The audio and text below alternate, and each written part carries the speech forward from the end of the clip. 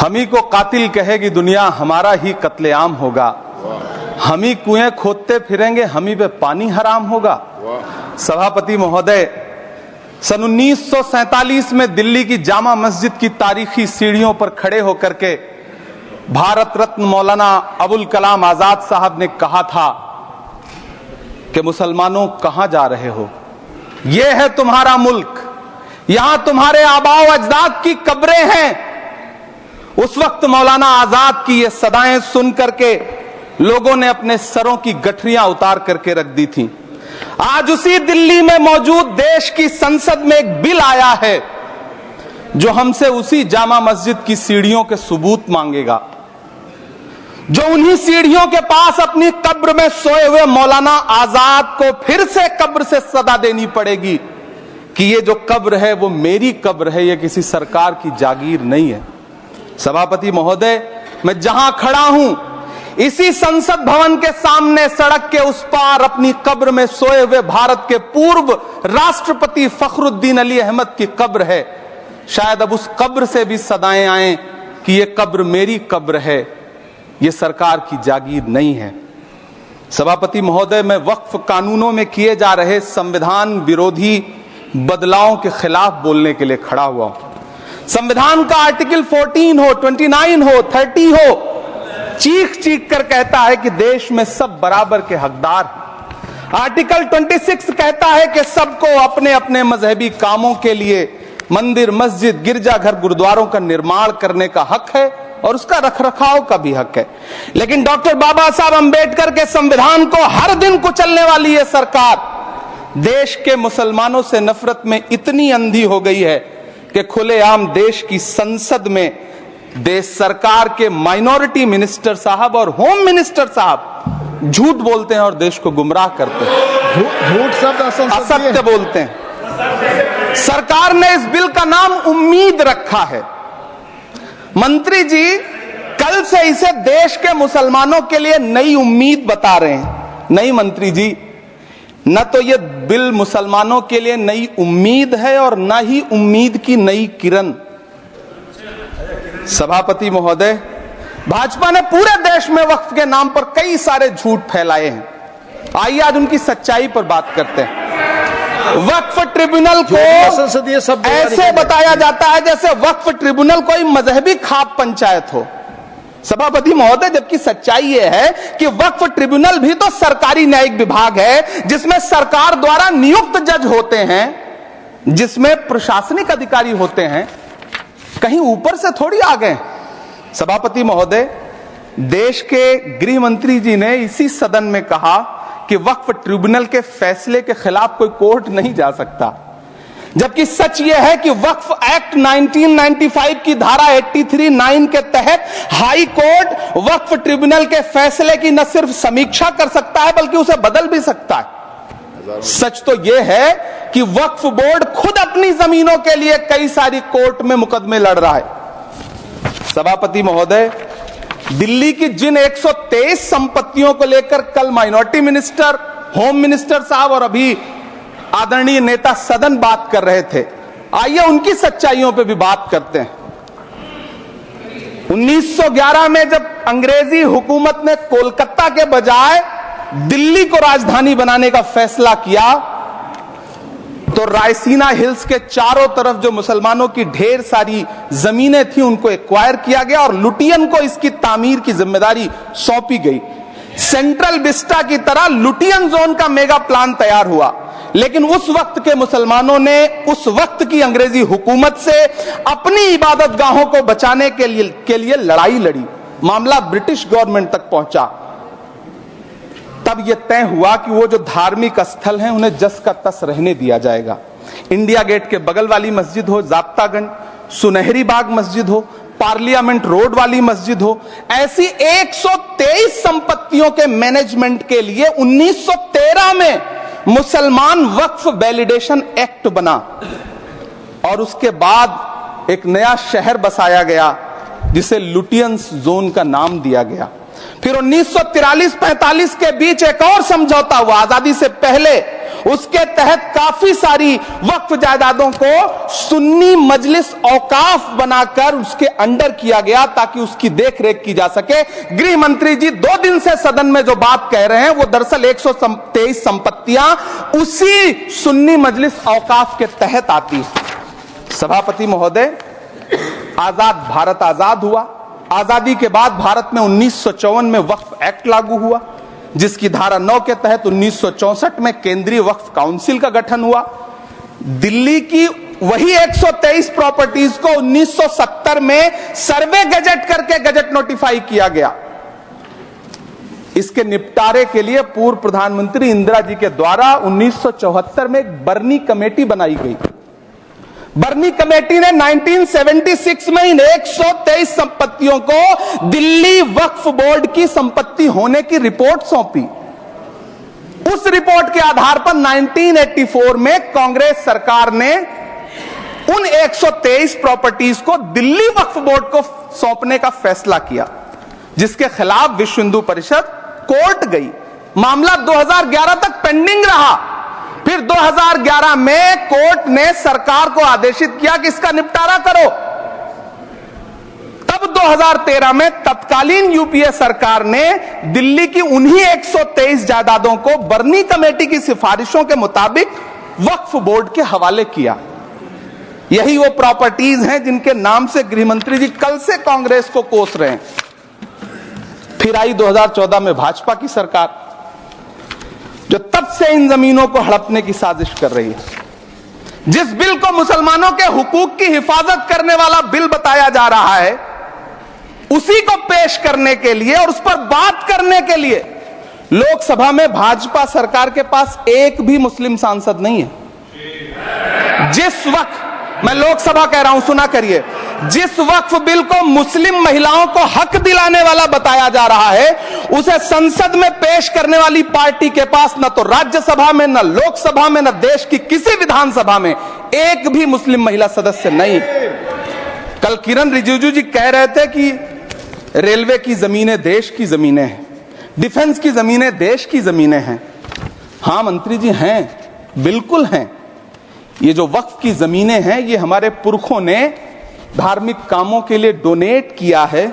तो हम भी तो इसी देश के नागरिक हैं, हम भी तो इसी देश के बेटे हैं। तो वक्फ की जमीनें भी तो इसी देश की जमीनें हैं, उनको पराया क्यों बोलते हैं आप? सभापति महोदय, अशफाकुल्लाह खान जब फैजाबाद की जेल में फांसी के फंदे पर झूल रहे थे, तो इसी देश की जमीन के लिए झूल रहे थे ना। सभापति महोदय, अंडमान की जेल में काला पानी की सजा काटकर अपनी जान देने वाले मौलाना फजले हक खैराबादी हो या शेर खान अफरीदी हो, वो भी तो इसी जमीन के लिए अपनी जान दे रहे थे ना। सभापति महोदय, पाकिस्तान के खिलाफ लड़ते हुए अपनी जान देने वाले महावीर चक्र विजेता ब्रिगेडियर उस्मान हो या पाकिस्तान के पैटर्न टैंक उड़ाने वाला परमवीर चक्र विजेता वीर अब्दुल हमीद हो, वो भी तो इसी जमीन के लिए अपनी जान दे रहा था ना। और मंत्री जी, मैं इस सदन में अलग ऐलान ये कहता हूं कि जब भी इस देश की जमीन को लहू की जरूरत होगी, आपसे 2 कदम आगे इमरान खड़ा मिलेगा। ये मैं आपसे यकीन दिलाते हुए कह रहा हूं। सभापति महोदय, मैं सरकार से कहना चाहता हूं, हमसे हमारी इबादत गाहें तो मत छीनिए ना, हमारे घरों पे बुलडोजर तो मत चलाइए ना, हमारी कब्रों में तो हमें सुकून से सोने दीजिए ना। सभापति महोदय, माइनॉरिटी मिनिस्ट्री का बजट कट करके, मुस्लिम बच्चों की स्कॉलरशिप बंद करके अब सरकार कह रही है कि हम वक्फ की आमदनी से गरीब मुसलमानों का भला करेंगे। गुजरात की बेटी बिल्किस के बलात्कारियों की रिहाई के बाद उन्हें माला पहनाने वाली लोगों के नेता ये कह रहे हैं कि यह बिल मुस्लिम महिलाओं को उनका हक दिलाएगा। धन्यवाद मोदी जी, क्या बढ़िया सौगातें मोदी दे रहे हैं आप। पहले हमें गुजराते मोदी दिया, आप सौगाते मोदी दे रहे हैं।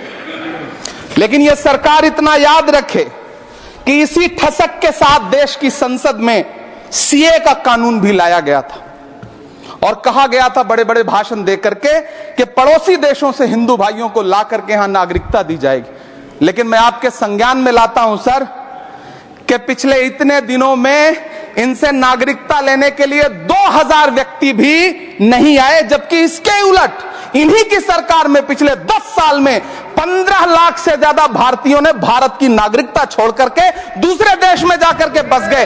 यह हुआ उस कानून का अंजाम। सभापति महोदय, इसी तरह की जिद के साथ किसानों के खिलाफ भी कानून लाए गए थे।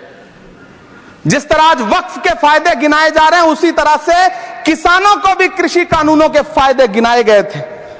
लेकिन अंजाम क्या हुआ? 700 किसानों की शहादत लेने के बाद सरकार को अन्नदाता किसानों के सामने घुटने टेकने पड़े और कृषि कानून वापस लेने पड़े।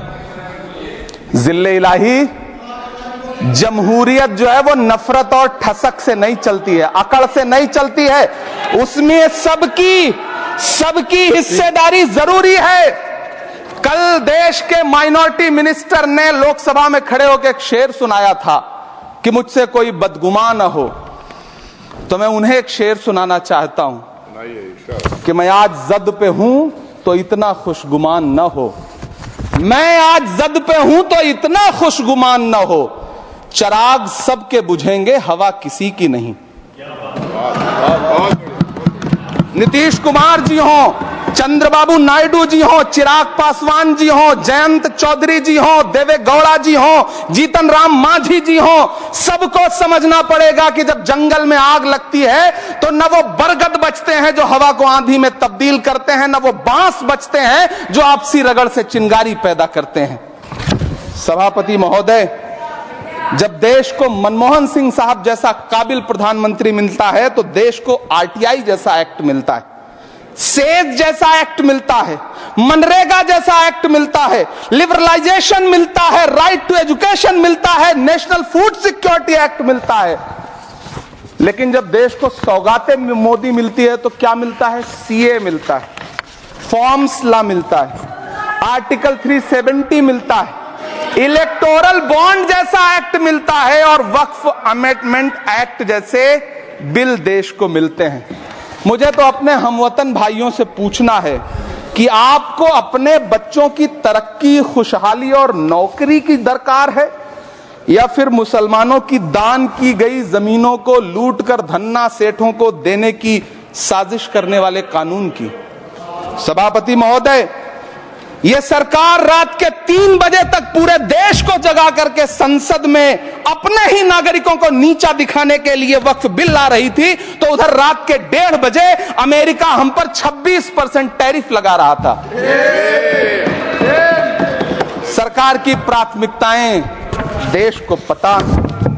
सभापति महोदय, मैं बहुत भावुक हूं आज, और मुझे अच्छा लगा कि आदरणीय नेता सदन जगत प्रकाश नड्डा जी ने बहुत अच्छी बातें भी की, मन से बातें की। क्योंकि उनके नाम में प्रकाश जुड़ा है तो मैं उनमें हमेशा एक रोशनी की किरण देखता हूं। मैं उनके सामने बहुत अदब से यह बात कहना चाहता हूं कि चरागों के सफर में दबदबा हो आंधियों का तो फिर अंजाम जुल्मत के सिवा कुछ भी नहीं होगा। यह दुनिया नफरतों के आखिरी स्टेज पर है, इलाज इसका मोहब्बत के सिवा कुछ भी नहीं होगा। मैं भावुक हूं, मेरी पलकें गीली हैं। अगर देश की एक बहुत बड़ी आबादी को लगता है कि आप उसका भला करने के लिए नहीं बल्कि उनकी इबादत गाहों, उनकी कब्रिस्तानों, उनकी खानकाहों को बर्बाद करने का बिल ला रहे हैं, तो फिर आप अगर समझाने में नाकामयाब रहे हैं तो यह आपकी नाकामयाबी है। पहले समझाइए, उसके बाद कोई बिल लेकर के आइए, तब शायद हम आपका इतनी पुरजोर तरीके से विरोध ना करें। लेकिन सभापति महोदय, मैं अंत में सिर्फ इतना कहना चाहता हूं कि इस बिल में जो भी पॉइंट्स दिए गए हैं, बॉम्सी पोर्टल देख लीजिए, सरकार का झूठ आपको पकड़ में आ जाएगा। हम डरे नहीं हैं, हम सिर्फ सरकार से अपील कर रहे हैं कि हमें अपना समझिए। हम आपके अपने हैं, इस देश के नागरिक हैं और आप ताकत में हैं। संख्या बल के आधार पर बिल हो सकता है आप पास करा लें, लेकिन आपको यह बात समझनी पड़ेगी कि हम तो वो तारीख हैं, जहनों में रहना है जिसे कागजी पुर्जे नहीं जो फाड़ डाले जाएंगे। जिस जमीन पर मैं खड़ा हूं ये मेरी पहचान है। आप आंधी हैं तो क्या मुझको उड़ा ले जाएंगे? आपको यह बात समझनी पड़ेगी। आपको अगर इतना विपक्ष की तरफ से पहले जेपीसी में इतने सारे पॉइंट्स आए और उसके बाद कल से लोकसभा में और राज्यसभा में सुझाव आप सुनने को तैयार नहीं है, लोगों की शंका को दूर करने के बारे में आप बिल्कुल सोच नहीं रहे, बस आप कह रहे हैं यह बिल उम्मीद की नई किरण है। नहीं साहब, इसे भले किरण जी लेके आए हैं, लेकिन ये उम्मीद की नहीं बल्कि नाउम्मीदी की किरण है। और इस देश की एक बहुत बड़ी आबादी इस बात से खदशे में है, शक में है कि आप सीधे उनकी जमीनों को लूट करके धन्ना सेठों को बेचना चाहते हैं। मेरी अब भी आपसे अपील है कि इस बिल को वापस लीजिए। यह बिल कहीं से आपके अपने नागरिकों के लिए अच्छा नहीं है। यह बिल सिर्फ इस देश के मुसलमानों को नीचा दिखाने का और अपने एक ऐसे मतदाता वर्ग को खुश करने का बिल है जिनको इस बिल के पास हो जाने से कुछ मिलेगा भी नहीं। लेकिन आप एक नैरेटिव देना चाहते हैं, एक मैसेज देना चाहते हैं। मेरी आपसे अपील है कि कृपया ये जो सबका साथ सबका विकास का नारा है, इस नारे को रत्ती भर तो चरित्रार्थ कर दीजिए। बहुत बहुत धन्यवाद।